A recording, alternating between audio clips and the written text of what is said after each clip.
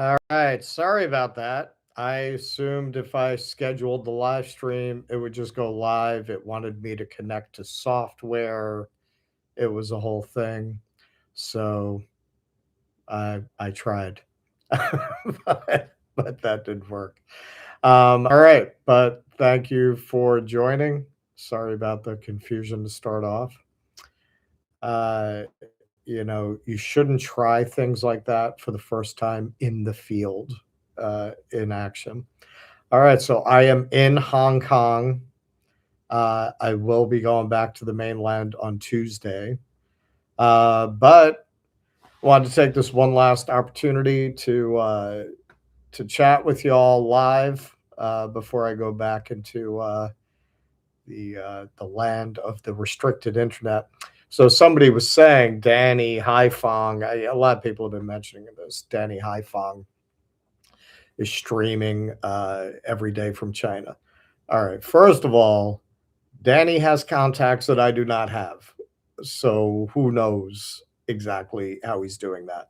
I talked to somebody who even worked for a corporation and they were given for this corporation a specific VPN that would go around the firewall. So Danny could have a hookup like that.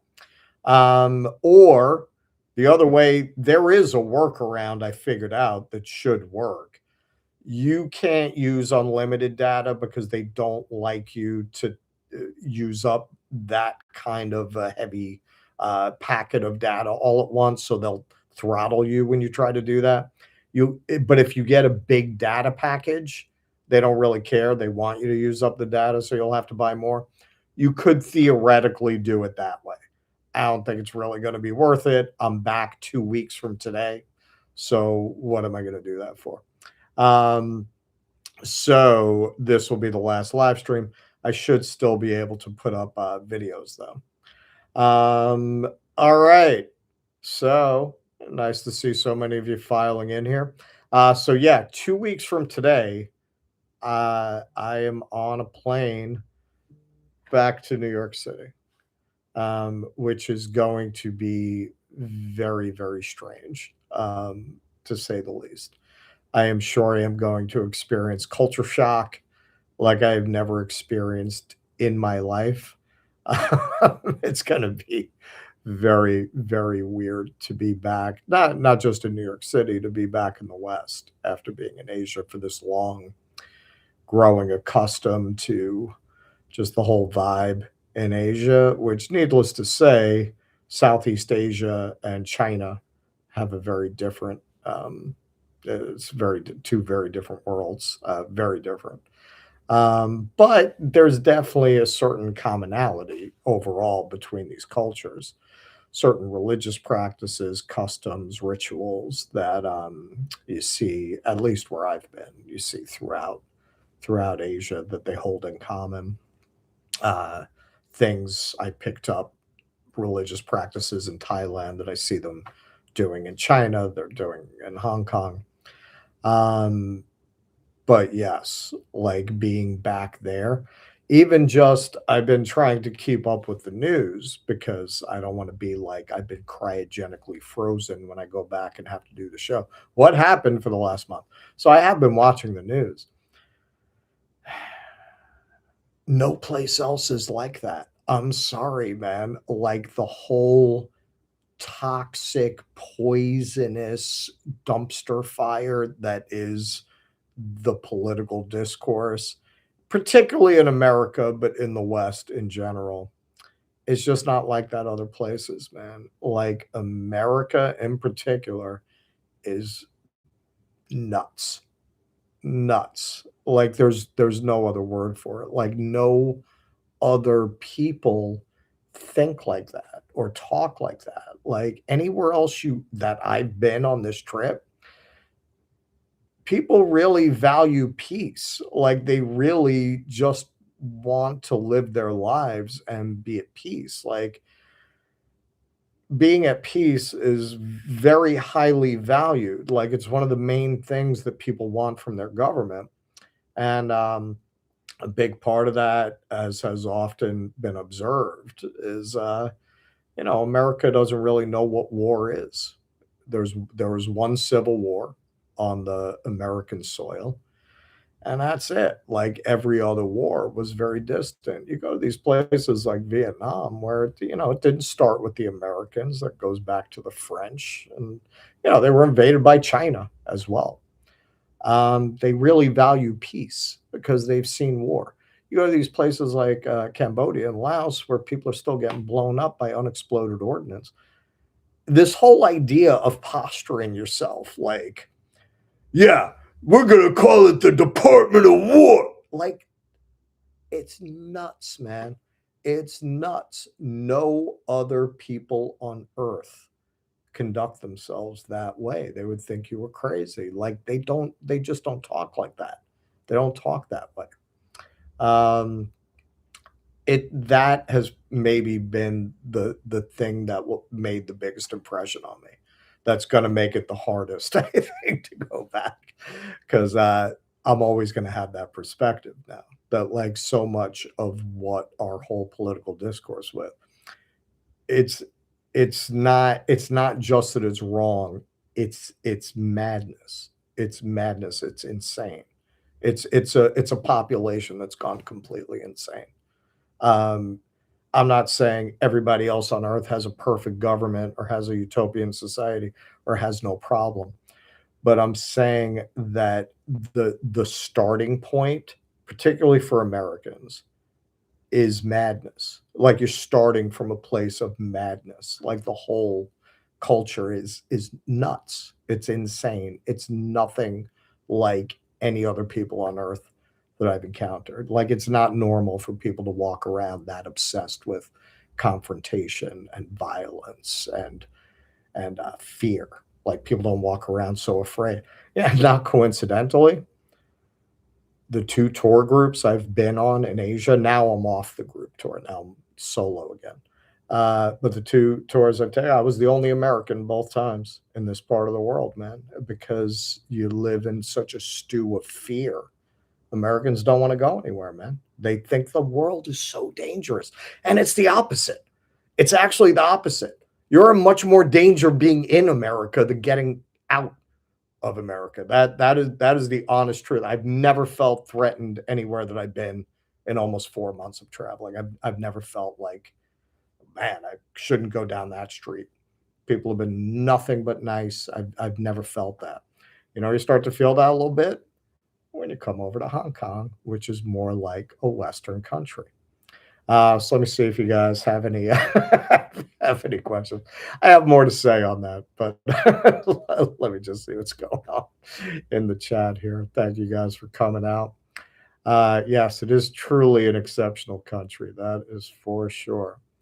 Um, yeah, come back through with a mouse suit. That'll go well. Um, okay, so this is going to come up also in a video I shot. But the first thing I did, my first day in Hong Kong, is I took a tour of the cages. You got people, you could see it. I put it in the post that I dropped this morning. Like you got people who like rent a cage to sleep in because that's all they can afford. Like it's a cage. It's like a bed. There's a bed, and it's a cage. Like you would put a dog in, and that's how they're living. You could not design in a lab a better experiment than China and Hong Kong. You got these are the same people. It's the same history, same culture.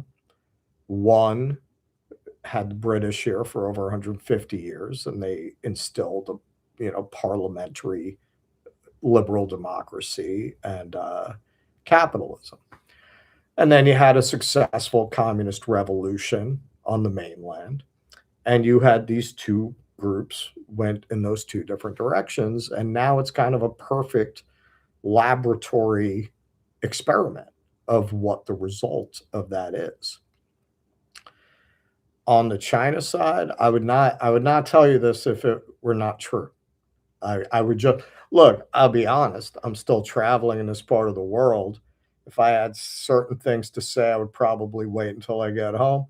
But I wouldn't go out of my way to talk about it then. I would just not discuss things I can't discuss in an honest way right now. I never saw things in China like things I've already seen in Hong Kong. Also, the whole vibe is different. It's a different vibe. When I went through that neighborhood, prostitution, drugs, things. I'm not saying those things don't exist in China, literally don't exist. I'm pretty sure they don't exist anything like on the scale that they exist here, and, obviously, it's not, legal there, as is gambling, like, gambling is not legal there. Um, it, is seeing people who just have that dead-eyed, soulless, enslaved look, you don't think about the fact that you haven't seen that until you see it again, and you realize, there's a certain look people have when they live in a society that has no overarching purpose or principle or ideal, or community, uh, effort that the society's working towards.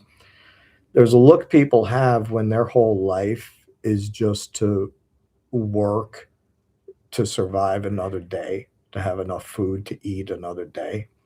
There's a hollowed out look that people get when they've been just enslaved like that, with absolutely no higher purpose. People can go through incredible hardship if you give them a purpose, if you give them a reason.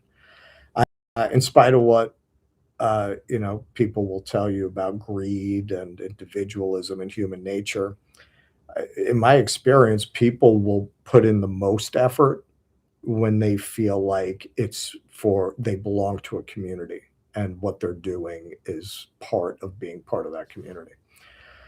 When you got people like that alienated from everything, like they're just being worked like draft animals to survive, and there's no purpose to what they do day after day beyond getting enough to eat and maybe enough money to live in a cage. There's just a dead inside look that you see on the faces of people that I did not really see that in China.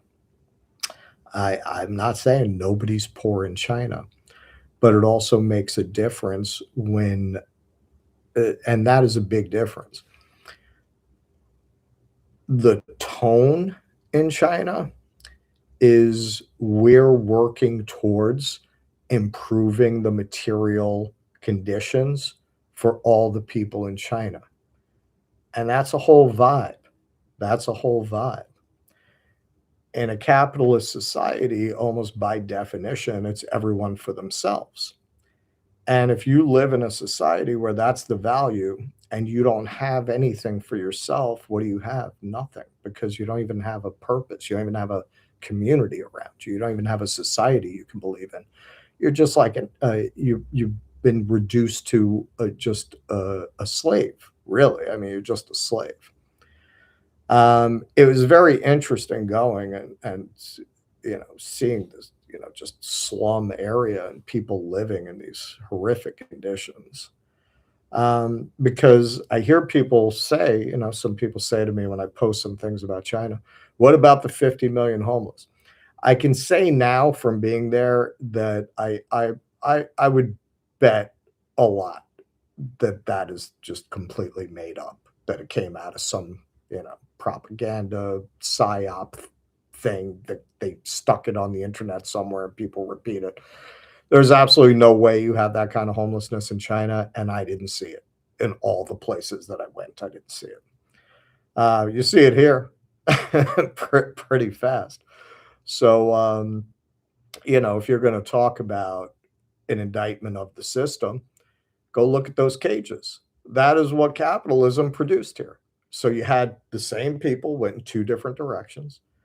People over there uh, have lifted more people out of poverty more quickly than any in human history. Nobody even disputes that. Even people who are anti-China. And over here, you've driven people into living like animals. while other people, and this is another Western thing, as soon as you get here, man, you see like the disparity between, yes, you've got like uh, very decadent displays of wealth and consumption right next to these people who live in cages. It's very typical of Western cities. It's typical of New York, of San Francisco. You see that. You really didn't see that in China. And again, I'm not saying nobody's poor in China. Of course, there are poor people in China. But it's not like that. It's just not set up like that. And part of it is just the whole vibe of having a purpose. There's no purpose to capitalist societies. Like what's your purpose? Make money? That's not a purpose. That's a crime. Like there's just no point to it. And it's very interesting going back and forth between the one and the other. Like it's such a great sociological experiment. Take exactly the same people, give them these two systems, see what happens. And a lot of my communist friends have said over the years, social democracy doesn't work because in the end, you're going to wind up. Capitalism relies on exploiting people and giving them as little as possible. Hong Kong is a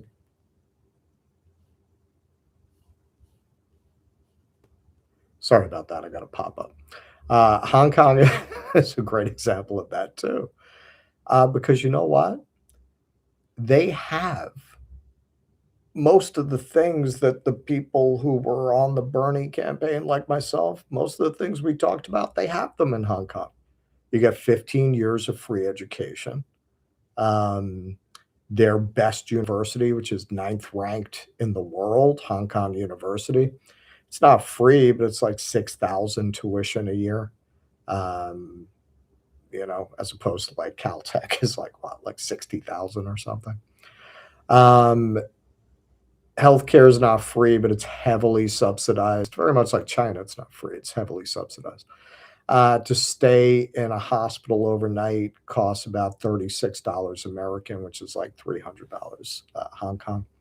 So they have progressive taxation. You can pay. They have basically a 15% tax rate, but if you're poor, you can pay as low as 2% or 5%. I don't know if they have a 0%. So they have most of the social democratic things that were part of the Bernie platform, and you still have people living in cages. So what does that tell you? Like, you know, it again, it's kind of a perfect experiment where you have two groups of the same people go in completely different directions for almost 100 years and see what happens. So those are some of my observations here. I'll get to some more fun stuff. Um, I'll take I'll is hot. Okay, so Eric Rousseau, is Hong Kong woke? I don't know if they're woke, but this is something, I filmed a lot. I filmed a lot everywhere I went. Like it's going to take forever to organize this footage when I get home. I have thousands of videos, man. Thousands of videos. I shot everything I saw this whole trip.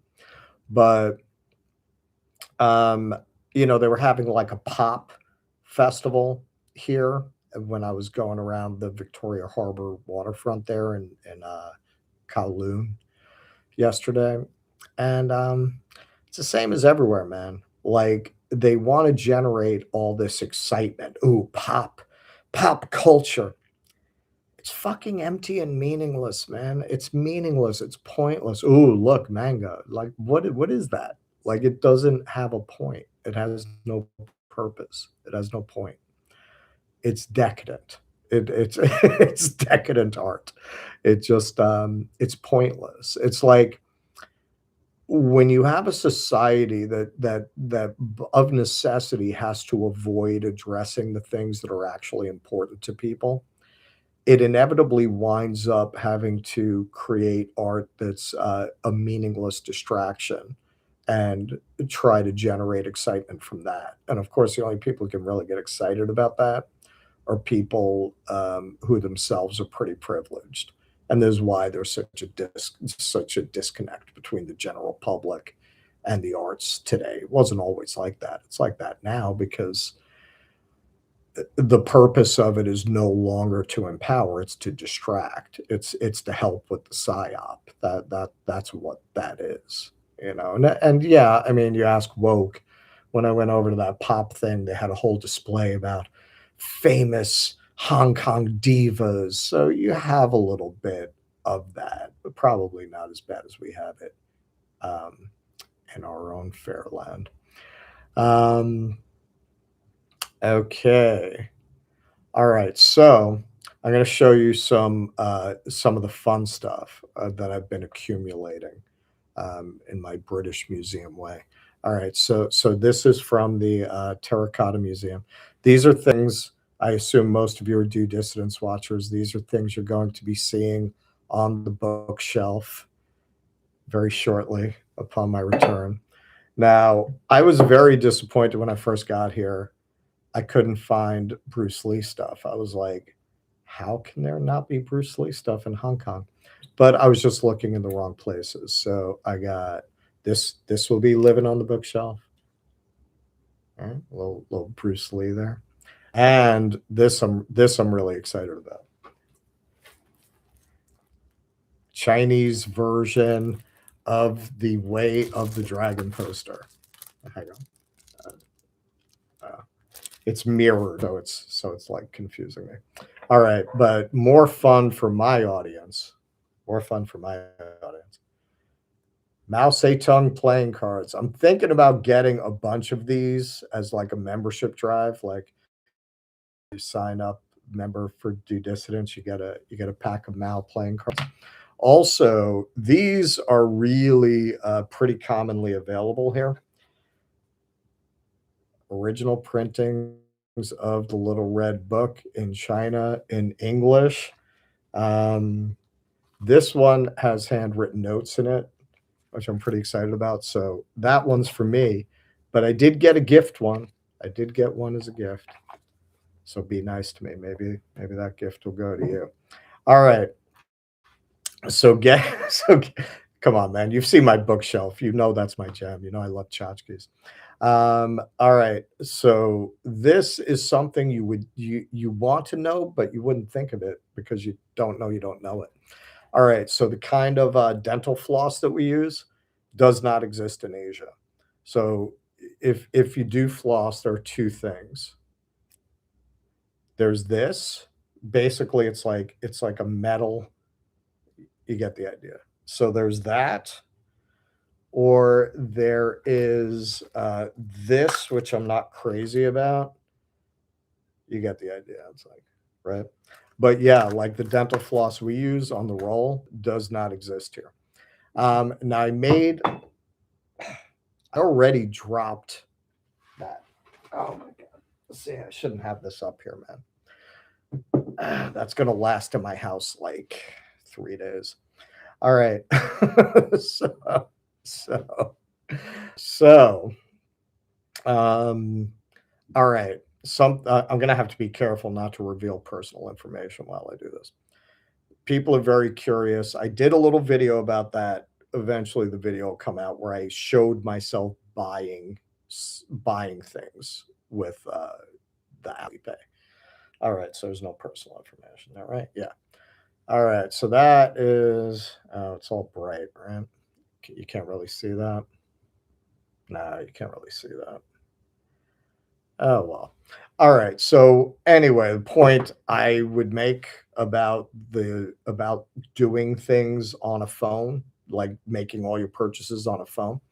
All right. So Alipay is so prominent in China along with WeChat, but that's much less. That's used more like WhatsApp, and Alipay is used more for payment, although you can use WeChat for payment, but Alipay is much more common. And honestly, it's more intuitive, it's easier to use. Um, if you think that when they introduce that technology to America, people aren't going to use it, you're very wrong. You're very wrong. Once you get used to it, you're not going to want to go back to cash. It's so much easier. Think about it. You show a code, no fiddling with bills. It's impossible to give somebody the wrong change. It's impossible to get the wrong change. You can't really wind up having a purchase go through you didn't intend because you have to put in a security code to clear it once it so they s- is so there's two ways. They either scan your QR code to charge you or you scan their QR code and enter the amount manually. Those are the two ways that it works. In China, they've gone so cashless that I didn't have cash until like 2 days ago. I got some for an emergency. It was hard for me to find it. I couldn't because they don't really have a lot of ATMs because nobody uses cash. Now, by law, you have to take cash. So it's not that you can't use cash. So nobody does. And interestingly, they don't really take credit cards because it's almost redundant because they're taking Alipay. So they almost don't really use credit cards. It wasn't until I came into Hong Kong that once again, like my credit card was relevant. I got Hong Kong cash because a lot of places do want cash here. They're not as digital gone almost entirely to digital currency. Because again, it's not that you can't use cash, but once you've used Alipay, you're not going to want to. In terms of the tracking issues with it, if you're somebody who really uses cash for everything, that's relevant. If, like me, you use a card for everything because I want the points, it's no different. Like, it's not digital currency per se. Alipay is tied to the credit card. So, really, the credit card is being charged. It's just a different method of processing. But of course, that can very easily lead into digital currency. Or, I mean, in some ways, in essence, it already is. I will talk about this more when I get home. But yes, like, if you wanna see what a cashless society is gonna look like, come to China because it essentially is, more or less cashless. I never needed it. I got some in case the internet is out, but it never came up. I never needed a cash. Um, and, yeah, man, a lot of cameras, a lot of that. Now, New York City, I always say, if you are basically outside your house, you're on a camera. So it's not something that I'm not used to, but yes, I mean, there's a lot of cameras around. All right. So, yeah, those were the things I wanted to show you. All right. So I will take some Oh, look. Holy cow. You know what? I didn't even solicit it, but Auntie Anne, you are my very first super chat. That is the first super chat that I've got. Thank you. Thank you very much. Thanks for the live stream. Question: what if someone steals your phone? How do you prevent your entire bank account from being stolen? They need the security code to be able to see, even after they scan the QR, the charge is going to come up on the phone for you to approve, and you got to put in your security code for the charge to be approved. So yeah, they thought of that. So no, that really can't happen. Holy cow! What is that? Is that and that's not Australian dollars? All right, Blackjack Pinocchio. Thank you. I man, if I you know what? I'm gonna go get the bell. You guys hang on a second. I'm gonna get the bell. Hang on. I know where it is. It just feels wrong not to do it. There you go, man. All right. 1997, UK transferred Hong Kong sovereignty to US. Hong Kong truly returned to China in 2019. To us, or do you don't mean US, you mean to us? Um, yes and no. Like they say, one China, two systems. I know that, even before coming here, I did some research. They say that the internet is not as free as it used to be. I mean, to activate my eSIM, I have eSIM for the whole region.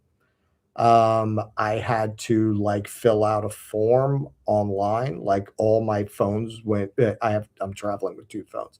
They both went dead, and I had to, like, upload my passport photo, so I'm assuming that is something that China brought in.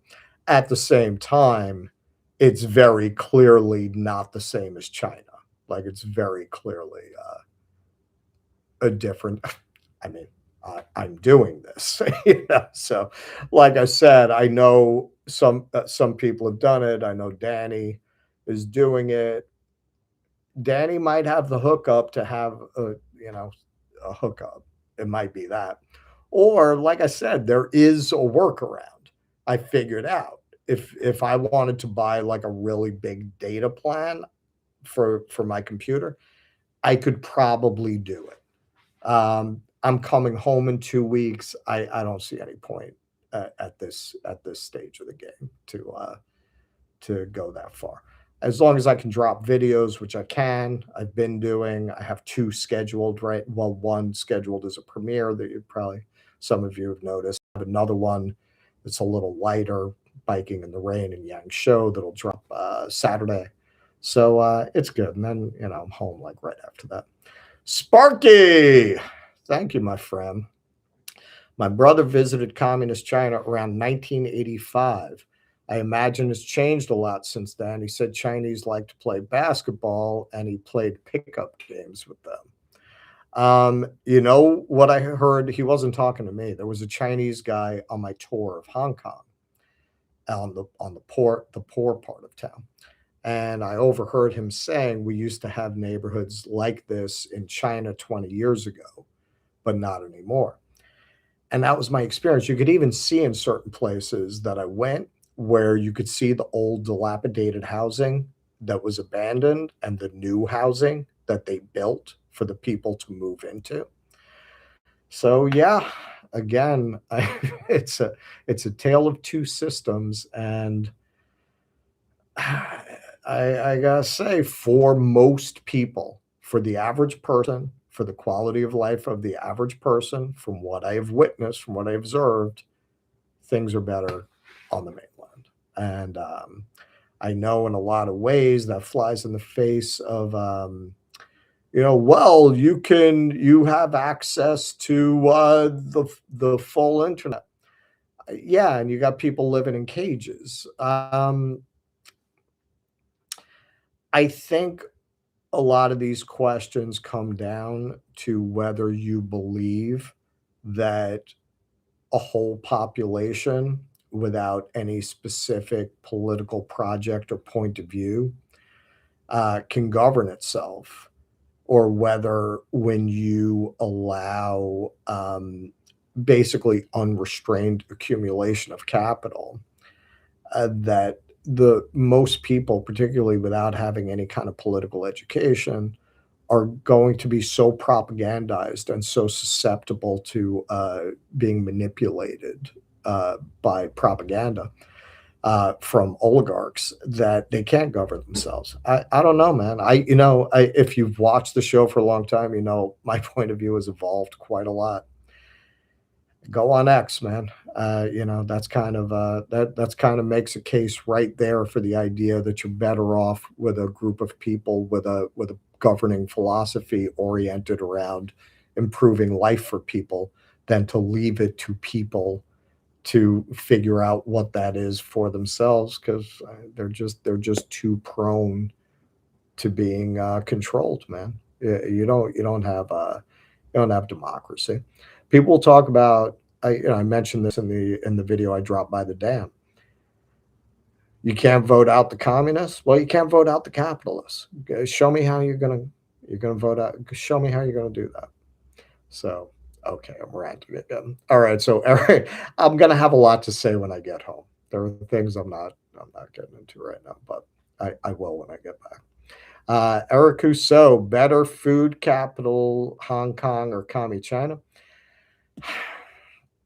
Even that's kind of interesting. Like, look, you have upscale places in China. It's not quite as decadent as Hong Kong. There are places like at the Was it the Paramount Hotel? I think it's the Paramount Hotel. Hang on, let me see. Is that right? I think it's the Paramount Hotel. Is the very famous hotel here, the Grand Dame of the East, they call it. And you look at the restaurants in there, which I did yesterday. I went through with a camera to film it. Yeah, it's just a level of decadence I didn't really see in China. I got together with Professor Zhang, and he was very kind. He took me out for dinner, and it was a nice place. Not like some of what I see here. And I'm not saying the professor was holding out on me. I think that was about as like nice a restaurant as you would have it. And don't get me wrong, like that's an upscale restaurant, but uh, not not like what you're seeing in Hong Kong, man. It's a whole vibe shift being in this very Western style Asian city. It's interesting that like there's clearly a certain amount of nostalgia for the British. They didn't change the names of things the way that formerly colonized people usually would. Like you still got the Queen's Road and train stations named Prince Edward and Admiralty. Like they didn't repudiate. You have a restaurant called the Queen in a very kind of upscale redeveloped marine barracks, Heritage 1881 it's called. You have a restaurant there called the Queen. I asked somebody about that, and she said that particularly the young people have a nostalgia for that, for what they imagine that was, for what they imagine that history was. They more Western identified, I guess. Um, so it's strange, but you know what? I saw some of that in Shanghai too. One of our viewers, Harold in China, I got to throw up the picture I took with him. He was really cool. He's been living there for like 20 years. And we went to like a jazz club where they're singing like 1930s kind of Shanghai jazz. And there's a clear nostalgia for that in the presentation and in the musical choices. So, it's complicated. It's complicated. Of course, in Vietnam, you have people in the South, in particular, who are very nostalgic for America because they're mad that the communists won. They didn't want them to win. You still have people down there who feel that way. So, BMK, did you see any of those Chinese electric cars around while in China? Are they better than American cars, as they say? I am glad you asked because you know where I'm going from Hong Kong. I'm going to Shenzhen, and Shenzhen is the home base of BYD. It's the home base of the most innovative of the Chinese tech companies, the robotics companies, the chip companies. Uh, I'm sure a lot of you saw the news about how DeepSeek just dropped its fourth generation model, and it's about at the level of its competitors, but at 1/7 of the cost of it. So Shenzhen is the center of a lot of that. I have a 7-hour tour booked, um, that's going to include exoskeletons, robotics. I'm going to be taking a ride in a robo taxi there, which I assume will be BYD. Drone delivery, like you've got kiosks there where you order on the kiosk, and the drone comes and brings you coffee or food or whatever you order at the kiosk. So I'm going to see all that. That's what I'm going to Shenzhen for. And that is the only place where I booked a higher end hotel for one reason, the tech. I looked at the tech, like they've got a robot that brings up the room service. Like I've got it. That's what I'm there for. That's literally what I'm there for, to see this tech in action. So I am going to be seeing a lot of that very shortly, specifically. And then I'm going to Chongqing after that, which is going to be the whole cyberpunk side of China. So I've seen some of them on the road, but I was only on my own for 3 days in Shanghai, and then I was on the group tour, and by nature of those tours, they're like bang, bang, bang, moving you through. I hate that, but I did that for that reason. It was kind of a catch-22. Like, I really like to explore everything and take my time. I can't do that to Keaton. I gotta get back. Like, if I had 60 days, I would not have booked a group tour. I would have done the whole thing on my own. I knew I was gonna have to be with a group tour to not fall victim to my obsessive need to look behind every corner before I move on. But the nature of it is they keep you moving. Pete Sweet, yo. You're in Kyoto now? Greetings from Kyoto. Being in Asia, you truly see the benefits of collectivism. Go figure. Yeah. Like, if anything, like the whole it's human nature to be rapacious and to, everyone against everyone. No, it's not. No, it's not. That's an aberration. It's an aberration. It's a sickness of the Western mind. And in particular, it's a sickness of the American mind. They're not like that here. Like, really, it's much more about family and community. It's not a bunch of people walking around. We're Americans. We're all like the character in Notes from Underground, just looking for who's going to insult us and slight us, and it's nuts. It's just not normal, man. It's not like that in the rest of the world. All right, what else we got? What else we got? Me drive you long time. Okay. Dystopian bleeding edge. Captain Spacehawk, do you wish you could stay longer? What else would you like to see? All right. I know that for a lot of people, it's you say this and they're like, yeah, right. This was not a vacation. This was a fact-finding mission. It was something I felt like, given my platform, where my job is to share my takes on the world and current events with an audience that I love, that is a joy to do that for and with. I felt like if I could take a trip like this and find out what these parts of the world are like so I can bring that to my understanding, I should. Obviously, Keaton has 3 kids and a wife. He can't do it, so it's on me. So I did it. You know where this really started? If you remember, I used to kind of repeat a lot of the Western conventional wisdom about China, and I had a lot of China shills, one literal screen name China Shelf, and a lot of China Shells come at me. And when they showed me that actually you got to remember, Tiananmen Square for people my age was very formative. Like, that was all over the news when I was in college. Like, that defined a lot of my idea of China. And they told me, Tiananmen Square was grossly exaggerated. It wasn't really what happened. So I said, okay, I'll take a look at that. And I took a look at it, and they were right.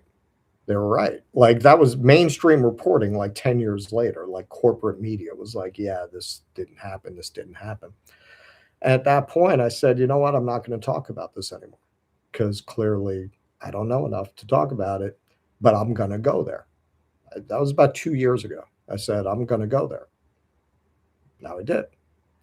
And obviously, by the time I went, my perspective had already changed quite a lot. So do I wish I could stay longer? So that's a long way of saying I'm fucking exhausted. Trying not to do that so much. Now I'm seeing the back end like Keaton does, but not that he ever bothers me about that. But yeah, I'm tired. I'm tired, man. This is a long time to be filming everything you see. And that's honestly what I've been doing. Like, it's not a vacation, man. It's like, I got to film that. I got to film that. I got to show people that. It's just constant work. It's been work for 3.5 months. I can't stay. I never took a day off. Like, I never took a day. I constantly I worked through the entire thing. I was doing the show for most of the time I was here, and when I wasn't doing the show, I went and saw everything that I could, every cultural site, every building, every experience, every market, and I filmed all of it. I'm tired. I'm very tired. So if I stayed, obviously it wouldn't be like that. I would be staying in one place, so there's that. But I'm also excited to take what I learned here and apply it in America. I plan on doing a show in the fall, um, and I really want to take this as fuel to try to push the ball forward in the country that I'm from. Obviously, I thought about becoming an expat. I land where Chris Hedges is. As long as they let me speak, I'll stay. If it comes to a point I can't speak, my speech is suppressed, that then I'll leave. But hey, what's the point of all this if you're not going to try to change things? And see, this is the thing. If you try to what's one of the main points in Casablanca? You could try to run away from evil, but it's going to come find you wherever you go, right? Like you could try to open your little cafe, but when you got Nazis spreading around the world, they're going to wind up in the town you got your cafe in. They're going to wind up there. So when you got the United States talking about invading Cuba and bombing South America and talking about starting shit with Spain, where are you going to go?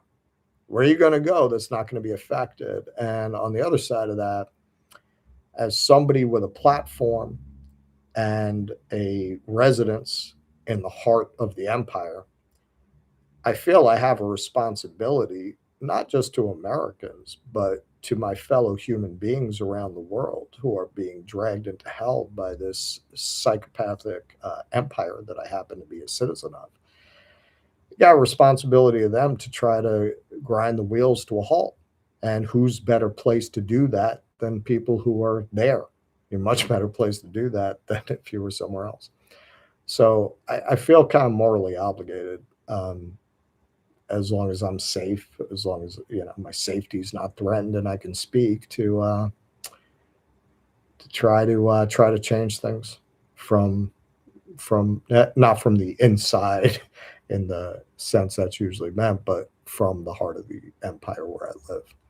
And I definitely want to start to do some art because part of what's sick about America is the lack of community. And the art form I happen to be trained in is a very community based art form. And I want to do what the old Latin American theater companies used to do. These theater companies would be very involved in social activism and also providing aid to the poor. So I'm excited about what I'm going to be able to do with what I saw and learned here. So that's a very long answer to that, as I tend to do. My apologies. Michael in Taiwan. Is there still lots of pushing and shoving in China, or has it improved? I've been there since 2011. Listen, you're asking a New Yorker that question. It doesn't bother me. They do that, which it's surprising when you come from Southeast Asia, where these people are like, given what they've gone through, that's one of the great mysteries of this trip for me. How they came out the other side that warm and open after being violently uh, abused that way by colonial powers, that they're so freaking nice. Yeah, the Chinese are not like that. They're not mad. They're nice enough, but they're guarded. They're much more to themselves. Whereas the Southeast Asians, they're much more effusive. They're much more warm, openly warm. Chinese are polite, but they're more reserved. But yeah, like in crowded places, they'll push you. But again, I mean, I'm from New York. I know a lot of people, you say this, they think you're being like chauvinistic, New York chauvinism. It's not, but there are a lot of circumstances that being from New York makes you able to adapt to things that I think if you're not from there would be much harder for you to deal with. Like something like that's not going to bother me because I'm from New York. And conversely, there are things that New Yorkers are not good about, like anything involving, you know, living off land or, physical survival in rural areas. Like that's not our bag, right? But we know how to survive in pretty much any kind of an urban environment. All right. Charles, did you get a KFC egg tart yet? I'm going to. I'm going to. Like, I keep saying tonight's the night I'm going to go to KFC, and it just never seems like something I want to do. When you have all this great indigenous food, like, why would I get that? I will, because something I talked about in my very first video trying the KFC. I will do it before I leave. So I have 2 more weeks. Sparky. Bruce Lee had Reyes syndrome, in which aspirin causes brain swelling. He got it from taking gobs of aspirin over a long period. He took Equigesic, not knowing it contained aspirin. It killed him. Is that what is that like conclusive? Because I know that's one of the great mysteries, like what killed Bruce Lee. I didn't know that. That's interesting. You know why I have such a fondness for Bruce Lee? My mother used to take me to those movies when I was a little kid. Those movies were very popular when I was a child. And one thing that struck me when I came to Hong Kong is the establishing shots in those Bruce Lee movies, because a lot of them were based in Hong Kong, were always of that Hong Kong harbor and the skyline as it looked in the 70s. And when I came here, immediately I made that connection because like that's the city. Like the harbor and the skyline is pretty much, dominates the whole aesthetic of the city. All right. Going through your comments. Michael Durkin, concerns of U.S. Customs confiscating video materials. Yes, it is a concern. Obviously, just even going back over the border is a concern. I plan on taking certain precautions before I go back. But I mean, that would make me cry. Like, really, I have like thousands of videos. Yeah, it's a concern. I don't think I have to worry too much about that. And honestly, the incidents that we've had with people in the space, like Piker and Max, for one thing, they're much bigger than I am. Like I'm a little pisher. I really don't think I'm on any radar at this point. I don't think they're sweating me. Also, the fact that my port of entry is New York, I think that's honestly less likely to happen. It's New York. As the country slides towards fascism, it's going to be the last to go all the way there. So, okay. All right. I'm looking at your comments, man. I know not everybody. I appreciate your generosity, folks. I really didn't expect that. I didn't ask for it, but it's appreciated. But hey, man, if you can't afford to throw a couple bucks in the kitty, I'm still keeping an eye out. I'll try to read your question. But I appreciate that you did. When I get back, like this whole thing, I'm going to get the Substack active. I had somebody who joined the Substack. There's like no content on it yet, but I am going to start to do that. I'm going to start to have like live streams that are formally scheduled, where very often we might talk about the video. I'm planning on releasing these videos once a week and maybe discuss the video. I plan on doing a video essay once a month because those take a lot longer to do. So I am going to do a lot with this. And of course, once I get back, the theater reviews will resume. I booked my first Broadway show for my return. Let's see. I'm looking in the comments. Let's see. Can you guess what the first Broadway show I bought a ticket for is? Can anyone guess? You kind of have to know what's running right now. So they only put this up on Broadway maybe once every 20 years, and supposedly this is actually a good production of it. Yeah, Cats. um, the Rocky Horror Picture Show is going to be the first show I see when I get back. All right, so dude ass face. That's a great handle. Did you use a Didi? Also, how was the mainland to Hong Kong immigration process? Yes, of course, use Didi quite a lot, actually. I am this is one of those very New York kind of things about me. I will always use public transportation if it's available and it works well. I will always take public transportation. Like Hong Kong, I haven't. Well, I took one taxi with the group because the group, that's how they moved us. But on my own, no, they have a good metro system here. There's no reason for it. I will take one when I go to the high speed train to go to Shenzhen. And the mainland to Hong Kong, it was pretty simple. Okay, so this is something else in terms of like something that really goes against what they tell you about China. China probably had the least onerous process of immigration. I mean, when I first came in from Cambodia, that I've ever experienced. It took literally 5 minutes for me to cross the border into China. I got to the guy. There was really no line. I walked right up to him. He asked me why I was in China. I said tourism. And he stamped my face. That was it. That's quite authoritarian society.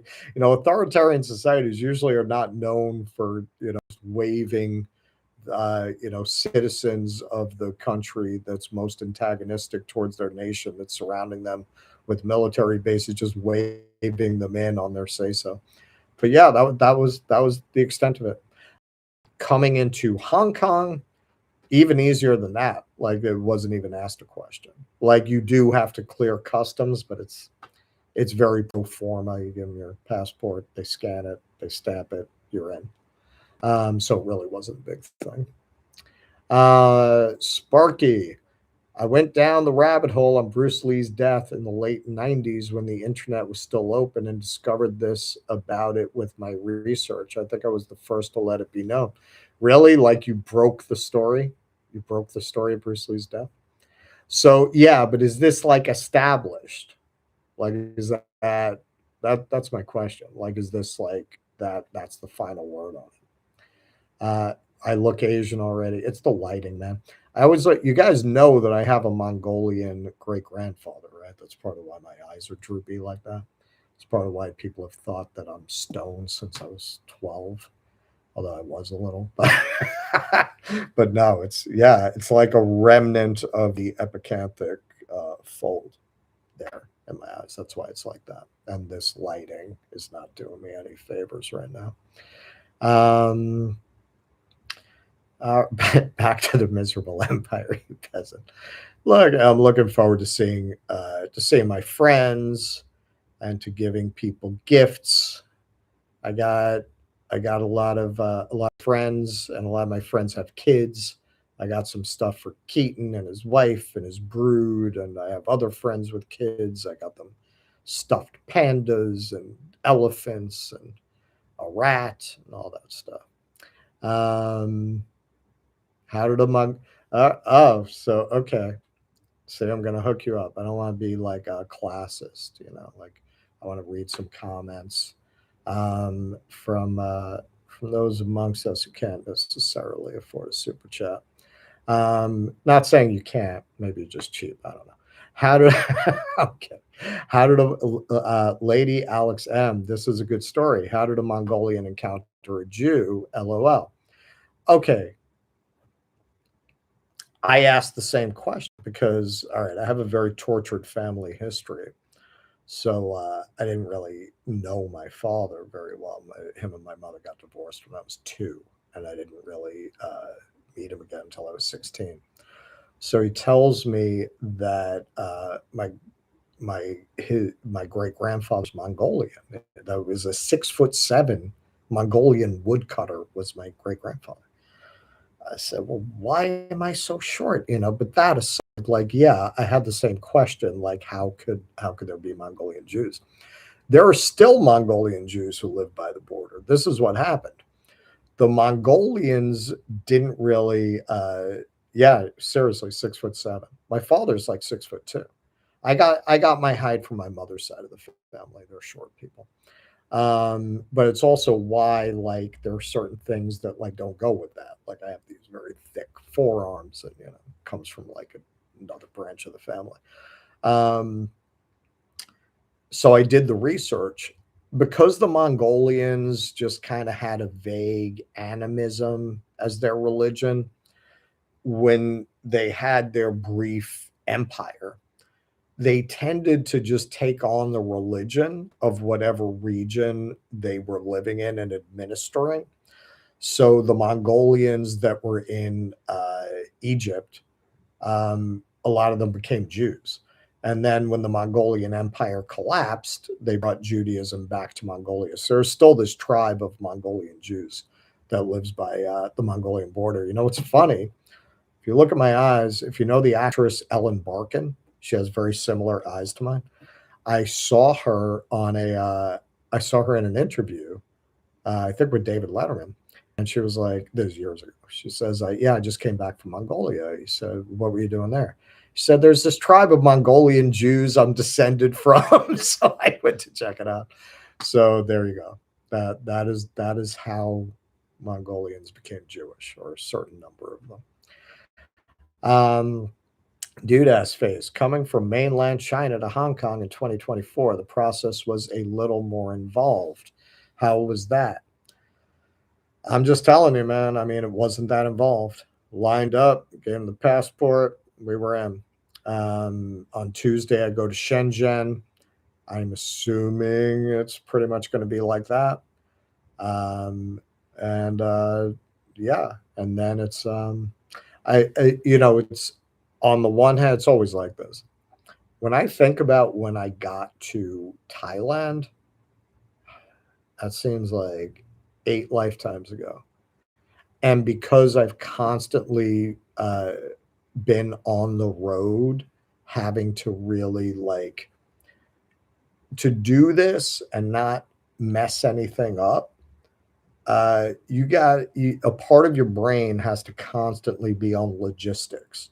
Like, you have to develop methods of, like, always putting things in the same exact place so that if it's missing, you can easily notice that it's missing. Like, my headphones, my passport, my wallet, they always go in exactly the same pocket so that I can always check to make sure it's there.